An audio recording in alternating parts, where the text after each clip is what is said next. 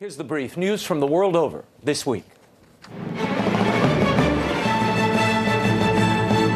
Less than 2 weeks to go till Election Day here in the United States, and the race for president appears to be tightening across the map.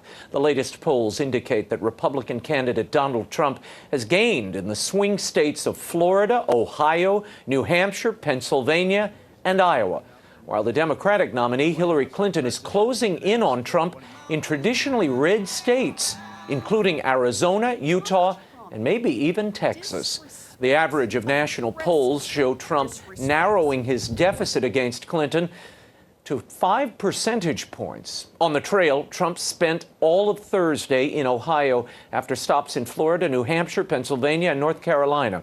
Clinton spent Thursday in Iowa after stopping in Florida and New Hampshire as well.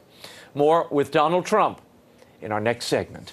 And new WikiLeaks email exchanges from Hillary Clinton's top operatives suggest that President Barack Obama might have lied about whether he knew of Clinton's private email server. In one email, a top aide to Hillary Clinton, Cheryl Mills, was concerned about the president's public statements that he first learned about Hillary Clinton's use of a private email server through news reports, a claim he made repeatedly.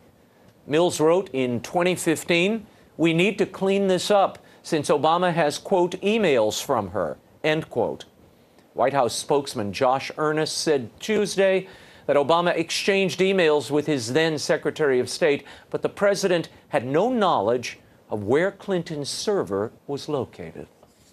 New troubles for Obamacare as the administration confirms that patient premiums under the government health care exchanges will increase sharply, by double digits for most. Before taxpayer-provided subsidies, premiums for a mid-level plan will increase an average of 25% across the 39 states served, according to the Department of Health and Human Services. Arizona will see a 100% increase, other states 50% or more. 1 in 5 consumers will have just one insurer plan to choose from, after major carriers such as United Health Group, Humana, and Aetna scaled back their roles. The president described the problems as just growing pains. Donald Trump was quick to pounce on the news, telling supporters that his first presidential act would be to repeal the Affordable Care Act. Clinton defended the Obamacare law, but conceded it needs to be fixed. And the battle for Mosul continues as U.S.-backed Iraqi and Kurdish forces have edged closer to the outskirts of the ISIS-held city. Approximately 330 square miles of territory have been recaptured from the Islamic State around Mosul.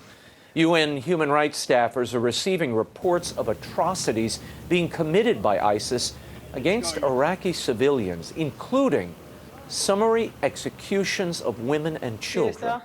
More than 200 bodies have been found in villages surrounding the city. Thousands more have fled their homes. On Sunday, Pope Francis denounced the latest Islamic State violence. He said, "In these dramatic hours, our souls are shaken by the brutal acts that are being committed for too long against innocent citizens, whether Muslim or Christian." And the jihadi violence continues in Pakistan. On Monday, militants wearing suicide vests stormed a police academy in the dead of night, killing 61 people and wounding 100 more. The siege and ensuing gun battle in the city of Quetta lasted 4 hours. Most of those killed were police cadets and recruits. It was one of the deadliest attacks on Pakistan's security forces in recent years.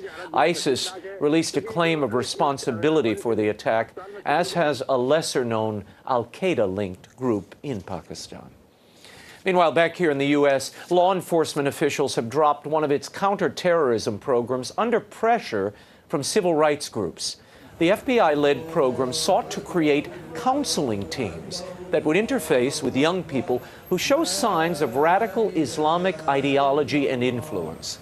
The teams, called Shared Responsibility Committees, would have included mental health workers, counselors, and clergy who would meet with individuals who show signs of radicalization and get them help or involve law enforcement when necessary.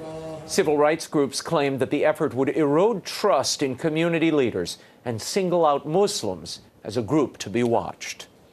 Another cross-border liturgy was held this week in an effort to bring attention to the plight of migrants and refugees. Straddling the border between Nogales, Arizona, and Nogales, Mexico, the Mass was celebrated by the papal representative to the United States, Archbishop Christopher Pierre. About 250 people showed up for the liturgy on the U.S. side. It's not clear how many people attended on the Mexico side of the border.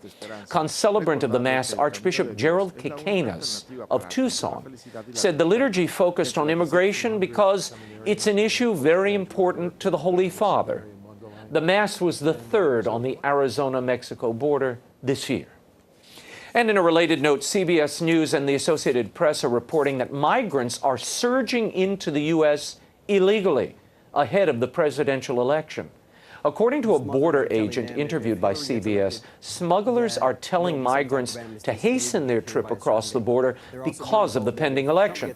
If Clinton is elected, they're being told there will be some sort of amnesty, and the sooner you get into the U.S., the better. The migrants are being advised that if Trump is elected, nobody will ever get in again. Officials at the McAllen, Texas stretch of the border said patrols have intercepted nearly 1,000 migrants in just a few days.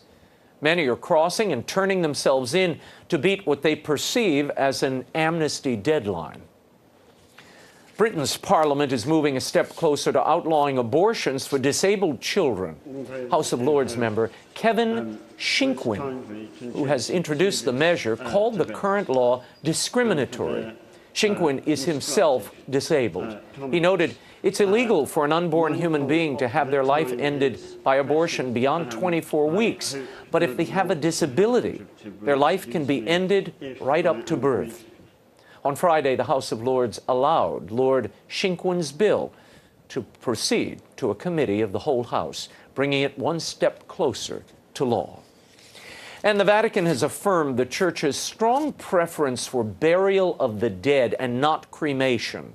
The Congregation for the Doctrine of the Faith in Rome this week published a new instruction on the burial of the dead and on the conservation of the ashes in cases of cremation.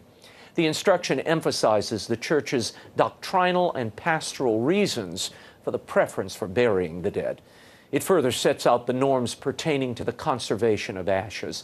The new document insists that ashes should not be kept in private homes and that the scattering of ashes on land or at sea is not permitted. Prefect of the Congregation for the Doctrine of the Faith, Cardinal Gerhard Müller, did say the Church wholeheartedly recommends continuing the pious practice of burying the dead, as it is considered one of the corporal works of mercy, more clearly expressing hope in the resurrection when the person's body and soul will be reunited.